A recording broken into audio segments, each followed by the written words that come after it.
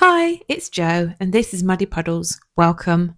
A little bit of a different video today. We're going to have a look at the year in review, and we're going to start with things that I will definitely do again next year.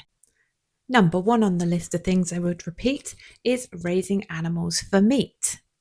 Firstly, the most important thing for me is the animal welfare. These animals have not been given additional hormones to make them grow quicker or in a certain way. They haven't been over medicated or been given any antibiotics. And they have been outdoors in the fresh air, exhibiting natural behaviours and having the most happy, joyful time that they can have. And speaking of joy, they have brought me so much joy as well. Taking care of them has been a real pleasure, and I have enjoyed that immensely. The third aspect of that is money saving. To eat this quality of meat to this higher welfare standard would cost at least 3 times more than it costs to raise these animals. So that for me is a no-brainer. What I learnt while doing this, you can't have enough humanity, kindness, and patience. How you raise these animals and how you deal with the transferring them to the slaughterhouse, and even in selecting the right slaughterhouse, makes an immense difference to these animals' welfare. And having a lot of thought go into that before blindly taking them off and making a decision about how that when that is going to happen makes a big difference to the animals. Now, pigs were not the only animals that I raised for meat this year. I raised and processed my own chickens for meat for personal use, and that was something I'd done before a long time ago, back in the 1980s, actually. And that was much harder than I thought. The other animals raised for meat were the lambs. Number two on my list is growing more of everything. Flowers add colour and scent to the garden, and diversity. By growing lots of different diversity and varieties, pests are less likely to find your crops and attack any particular thing in your garden. The seed heads provide food for the birds, and the blooms provide food and attract insects and pollinators. Companion planting can help mask the scent of carrots from the carrot whitefly.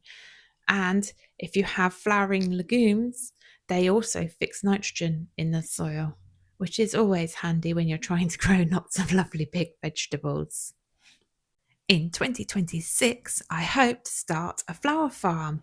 I grew such beautiful sunflowers this last summer, and I hope to repeat that success along with lots of other varieties that I can use to make some money. We can't mention growing without talking about vegetables.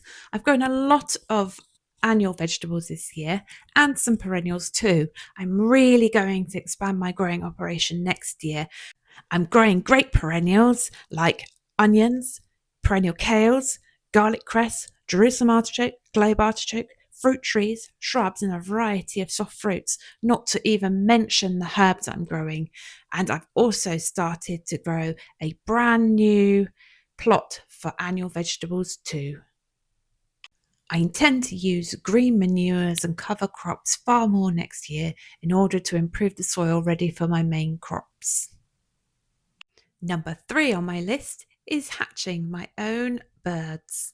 First of all, it's a really fun activity. Everybody enjoys seeing the little chicks when they first hatch out of the eggs and are really cute and fluffy. Second, I know that I have the highest hygiene standards, and so my birds are going to hatch really healthily. I know my birds are getting the right start because I'm able to give them the correct balanced food. Hatching your own eggs also reduces disease because you're not introducing birds from outside your flock. Number four on the list, foraging. I foraged this year and I found such an abundance. My hedgerows on my farm are over 100 years old and they are full of mature plants. I have brilliant harvests this year, things like hazelnut, sloes, blackberries, haws, rose hips, not to mention dandelions, nettles, and so many other things on the farm that will provide free, nourishing food for me with not having to do anything other than to gather and harvest. There's not a lot to not like about that plan. Number 5 would be encouraging more wildlife onto the farm, from the insects that are pollinators through to the predator species. To keep the wild animals on the farm means to create habitat to encourage them there. Part of that's planting, but the other thing is water. How beautiful is it to watch this dragonfly? I've created this little bathtub pond, and also to create other habitat for things to overwinter in.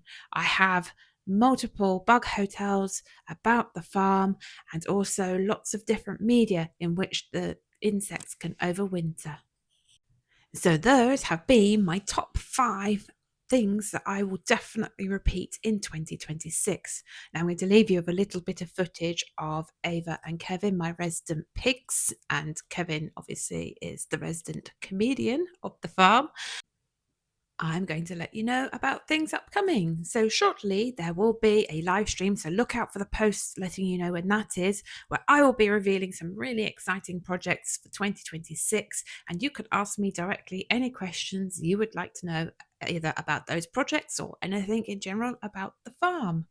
Also, I would like to please remind you, as we are nearing the end of the video, hit the like button, subscribe if you haven't already, and if you think you know anyone that would enjoy this type of content, please share the video with them.